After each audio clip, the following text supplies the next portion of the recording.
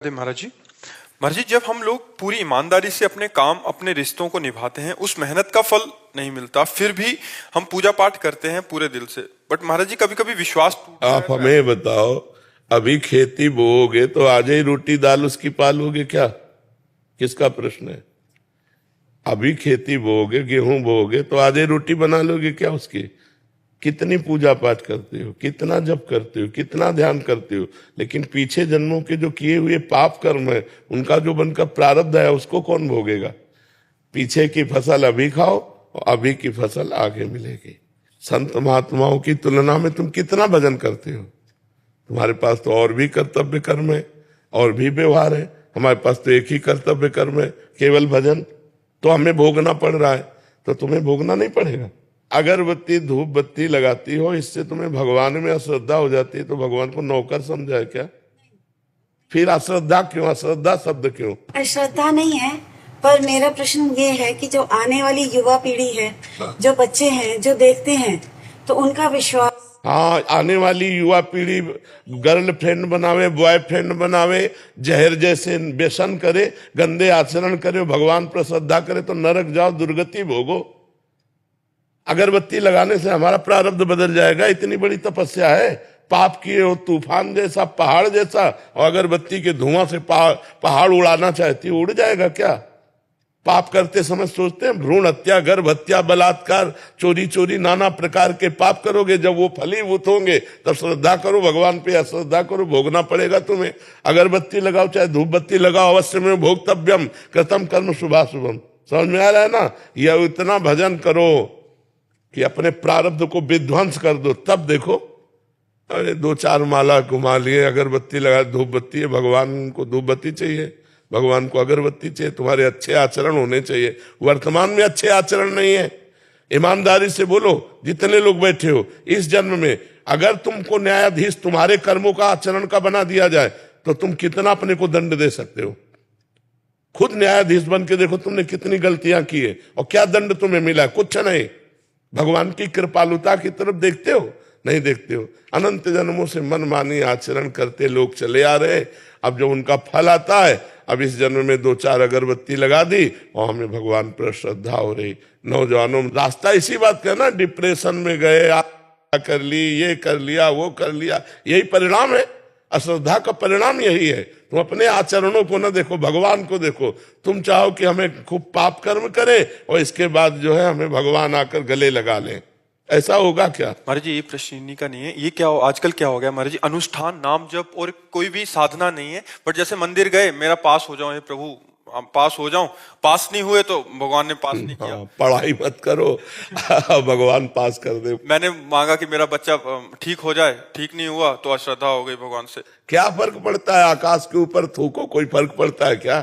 तुम्हारे मुंह पे छिट्टियां पड़ेगी आके, भगवान आकाश के समान महान है, उनको क्या फर्क पड़ता? उन्होंने देखो, उन्होंने आपको खेती दे दी, आपको बीज दे दिया, अब आप जो बोओगे वो आपको काटना होगा। आपने पसंद किया बम्बूल, तो बम्बूल जगेगा उसमें बोया जो आपने। दाक्षुआरा बोओगे तो दाक्षुआरा बोते हो, बम्बूल चाहते हो, दाक्षुआरा ये कैसे मिलेगा? विचार करके देखो। करते हो गंदे आचरण, चाहते हो उत्तम फल। हर कार्य की सफलता उत्तम आचरण से होती है, ध्यान रखना।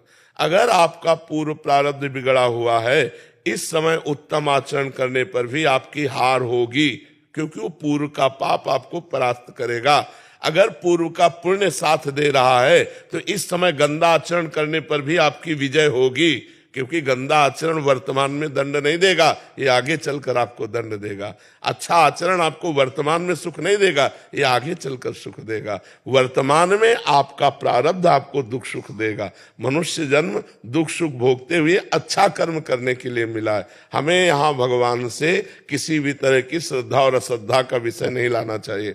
हाँ, श्रद्धा का विषय यह है कि ऐसी परिस्थितियों में भी भगवान हम टूटे नहीं, हम आपके कृपा बल से इन दुख सुख को सहते हुए सही आचरण से चले।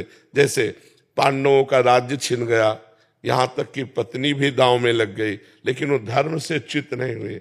12 वर्ष का वनवास, 1 वर्ष का अज्ञातवास, लेकिन धर्म से च्युत नहीं हुए। ये भगवान की कृपा। उन्होंने कभी भगवान को नहीं कोसा। हम लोगों की क्या आराधना है, बेमतलब भगवान पर श्रद्धा श्रद्धा की बातें करते रहते हैं। भगवान क्या है? महान है, वो एक महान पावर है।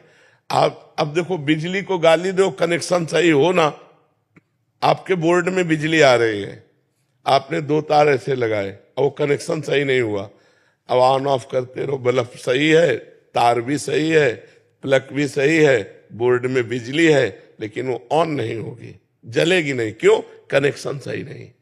वो पावर है, परमात्मा पावर है, उससे सही कनेक्शन करो, सही आचरणों के द्वारा, पवित्र भोजन, पवित्र आचरण, पवित्र विचार, पवित्र नाम जप करते हुए, तो देखो आपके अंदर पावर आ जाएगा। बड़े से बड़े दुख को मुस्कुराकर सहोगे और जय बोलोगे, अश्रद्धा नहीं होगी, जय बोलोगे। देखो ठाकुर हरिदास जी चैतन्य महाप्रभु के परिकर में हरे कृष्ण 3 लाख नाम जप करते हैं। यवन बादशाह को काजियों ने भर दिया तो उनको बंदी बना लिया गया और कहा गया कि आप यवन कुल में जन्मे हो, तो उनको सजा दी गई 22 बाजारों में कोड़े मार मार करके उनको मृत्यु दंड। कोड़ा जब लगता तो कहते हरि बोल, हरि बोल, जय हो प्रभु आपकी। यह भक्ति, यह भक्ति। हरे कृष्ण बोल रहे हैं, भगवान का नाम, ये कोई अपराध है? और दंड उसका क्या है? 22 बाजारों में मार कोड़े मृत्यु दंड। लेकिन हरि बोल, जब जल्लाद कहते हरि बोल कहता है तो मुस्कुरा देते, तूने भी हरि बोल कहा ना, तेरा भी कल्याण हो जाएगा। जो वास्तविक भगवान के पावर से जुड़ गए हैं, देखो देखो ये है पावर। प्रहलाद जी को आग में रखा जा रहा है, जय श्री हरि। यहाँ हमारी क्या है? हमारी छोटी सी बात नहीं बनी, हमारे कर्म के अनुसार तो हम भगवान पर श्रद्धा कर ले। ये नौजवानों की आज जो बुद्धि बिगड़ रही ना, ये अश्रद्धा के कारण ही तो बिगड़ रही। अगर वो श्रद्धा करके माता पिता के चरण छूते, श्रद्धा करके अध्यात्म को स्वीकार करते, तो ना तो व्यभिचार में जाते, ना व्यसन में जाते, अपनी पढ़ाई को पढ़ते, अपने कर्तव्य को पूरा करते, अच्छे नंबर लाते। भाई अपने चैप्टर में बुद्धि तभी लगेगी जब हमारी बुद्धि शुद्ध होगी, एकाग्र होगी। अब व्यभिचारी की बुद्धि शुद्ध होगी क्या? अपवित्र बुद्धि। व्यभिचारी की बुद्धि एकाग्र होगी क्या? नहीं, चंचल बुद्धि। व्यभिचारी की बुद्धि व्यसन रहित होगी क्या? नहीं, नशेबाज। तो नशेबाज, व्यभिचारी और चंचल बुद्धि वाला किसी भी चैप्टर को कंठस्थ नहीं कर सकता, किसी भी विषय में सफल नहीं हो सकता। ये लोग कैसी बातें करते हैं, भगवान पर श्रद्धा नहीं, ऐसे नहीं चला जाता। ब्रह्मचर्य से रहो, पवित्र आचरण करो, पवित्र भोजन करो, एकाग्रता पूर्वक पढ़ाई पढ़ो, हर विषय में पास हो जाओगे, हर विषय में पास हो जाओगे। तुम्हारे ग्रंथ तो इतने इतने, हमारे ग्रंथ तो इतने मोटे मोटे हैं और सूक्ष्म विषय है, तुम्हारा तो स्थूल विषय है। यही राष्ट्र का विषय होगा, विश्व का विषय होगा, हमारा विश्वात्मा का विषय है, विश्व से अलग विषय है। ये विश्व में जो दिखाई दे रहा उससे अलग विषय है, हमारा सूक्ष्म विषय है, उसको पढ़ना है। अब ब्रह्मचर्य नहीं रहोगे तो बुद्धि शुद्ध नहीं रहेगी। आहार गलत करोगे, बुद्धि से। अब आजकल के नए नए बच्चे वो क्या कहते हैं, वो जो सेमई जैसा होता है, हाँ लूडन, ये हार रह गए हैं, नहीं रह गए। 1 किलो मठा और 4 रोटी और उसमें हरी धनिया का नमक मिला खाओ, दंड बैठक मारे तो समझ में आवे नहीं। अब इतनी सी चाय पी लिए और ये चाउमीन वाउमीन खा करके गुजारा कर रहे और अपने को स्वस्थ रखना चाहते हो। अरे नहीं, 100-200 ग्राम घी जाए, पचे शरीर में, 1-2 लीटर शुद्ध दूध जाए, दंड बैठक मारो, 2-4 किलोमीटर दौड़ो, पवित्र आचरण करो। अभी देखो नौजवानों की बुद्धि तेज सब बढ़ जाए। अब इधर उधर का गंदा भोजन पाओगे, दूसरे का मांस खाने से चर्बी बढ़ सकती है, आत्मबल नहीं। पवित्र आहार करोगे तो माना तुम्हारी चर्बी नहीं रहेगी, लेकिन आत्मबल बढ़ेगा, तुम्हारी बुद्धि बढ़ेगी, तुम प्रखर बुद्धिमान होगे। इसलिए दोष भगवान को न दो, अपने को सुधारना है, उनसे कृपा मनाओ कि हमारी बुद्धि शुद्ध हो जाए और आप में कभी अश्रद्धा न हो। कितने करुणा में भगवान है, क्या बिगाड़ा है आपको? आप विचार करके देखो, आपका शरीर भगवान ने आपको दिया, बुद्धि भगवान ने दी, सब कुछ भगवान ने दिया, आपसे लिया क्या? फिर अश्रद्धा किस बात की? तुम्हारी क्या है? एक रोम भी तो तुमने नहीं बनाया, मेरे भगवान ने बनाकर तुमको इतना सुंदर शरीर दिया, फिर तुम भगवान से अश्रद्धा क्यों कर रहे हो? भगवान ने तुम्हें पृथ्वी दी, वायु दिया, अग्नि दिया, तेज दिया, सब कुछ दिया है, क्या भगवान की अश्रद्धा करने का विषय बनता है? आप अपने आचरण शुद्ध न करो, सब कुछ भगवान का दिया आपके पास है। भगवान ने कभी कहा कि ये मेरा है? और आप 100 रुपया भगवान को दोगे तो 1000 जगह कहोगे कि बिहारी जी में जाकर हमने चढ़ाया था और बिहारी जी ने हमारी बात नहीं सुनी। तुम सुनते हो भगवान की बात, सब कुछ दिया भगवान ने। गीता जी में भगवान कहते, भागवत जी में कहते, तुम एक भगवान की बात न मानो तो तुम्हारी भगवान कैसे बात मान लेंगे? अभी भगवान की बात मानो, तुम्हारी बात भगवान मान लेंगे। बड़े बुरे से बुरे कर्म का भी तुम्हें दंड नहीं मिलेगा। अहम त्वं सर्व पापेभ्यो मोक्षयिष्यामि मा शुचा। तो बहुत समझना पड़ेगा, अध्यात्म को समझना पड़ेगा। जैसा बोओगे वैसा काटना पड़ेगा।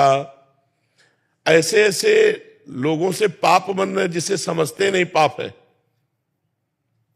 पहले किया व्यभिचार और जब गर्भ रह गया तो बच्चे को झाड़ियों में फेंक दिया, कूड़े दाने में फेंक दिया। कितनी बच्चे बच्चियां ऐसे मिलते हैं जो कूड़े दानों में मिल रहे। तो मान लो जैसे गृहस्थी में भी है तो भ्रूण हत्या, गर्भपात, ये सब कितने भयानक भयानक पाप है। कोई बिरला ऐसी होगी, खुली बात कह रहा हूं, कोई बिरला ऐसी मां बहन होगी जो गर्भपात न कराए। अब फिर उसका दंड, गर्भस्थ शिशु की हत्या बहुत बड़ा पाप है। और इसको कौन मान रहा है? गृहस्थ कौन मान रहा है? तो फिर दंड जब मिलेगा तब। अब बोले भगवान पे अश्रद्धा होगी तो करो अश्रद्धा, उनको क्या फर्क पड़ता है? अवश्य में भोक्तव्यम कृतम कर्म शुभाशुभम। नहीं, बचपन से लेकर के अभी तक बताओ, धर्म विरुद्ध आचरण किए कि नहीं किए? गर्भ हत्या की कि नहीं की? चाहे पुरुष हो चाहे स्त्री, धर्म विरुद्ध आचरण सब करते हैं, तो उनका फल नहीं भोगना पड़ेगा?